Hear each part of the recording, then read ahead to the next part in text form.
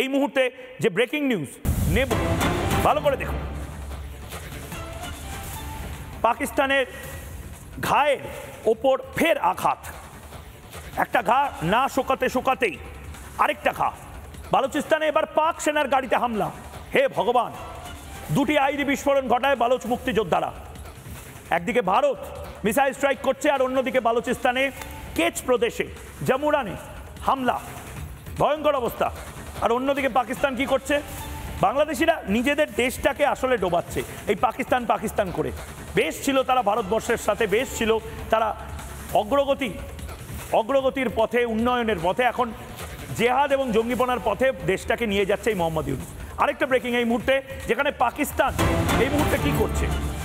পাকিস্তানের সেনাবাহিনী জঙ্গিদের শেষকৃত্যে যাচ্ছে। ভাবুন, যে জঙ্গিদের বেছে বেছে ইঁদুরের মতন মারল ভারত, সেখানে জঙ্গিদের শেষকৃত্যে যাচ্ছে পাকিস্তানের সেনা, এবং সসম্মানে পাকিস্তানের সেনা গান স্যালিউট দিয়ে জঙ্গিদেরকে বিদায় জানাচ্ছে। লাহোর ডিভিশনের কমিশনার হাজির, ভাবতে পারছেন? এই দেশটা, গোটা দেশটা একটা টেররিস্ট কান্ট্রি, একটা জঙ্গি দেশ, একটা অসভ্য বর্বর দেশ।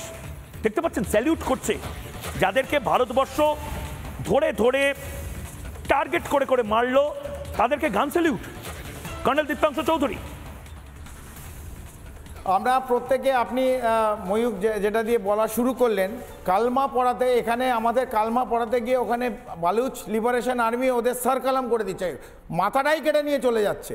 এবং মানে আজকে পুরো বিশ্বের কাছে, আমি জানি না বাংলাদেশে দুজন গেস্ট যারা এসছে, এরা বোধহয় রাত্রির বেলা, আজকে মানে ভোর রাত্রিরে ওঠেনি। আজ ময়ূক আপনি ছিলেন সকাল থেকে, সকাল 1:45-এর পর 2টোর থেকে ননস্টপ আপনি দেখিয়েছেন। আমার মনে হয় এরা দুজন বোধহয় ঘুমিয়েছিল।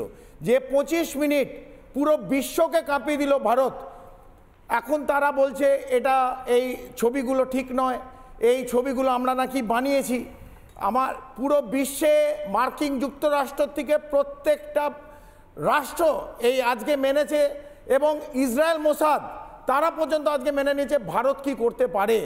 ভারত করে দেখিয়েছে, এবং এক জায়গায় না, 9টা বিভিন্ন জায়গায়, 9টা ডিফারেন্ট জায়গায়, 4টে পাকিস্তানের মধ্যে এবং 5টা পিওকেতে, এবং 100 কিলোমিটার ঢুকে ভাওয়ালপুরে মাটির সঙ্গে মিশিয়ে দিয়েছে জৈশে মোহাম্মদের যে আঁতুরঘর ছিল, যে জঙ্গি সংগঠনের আঁতুরঘর।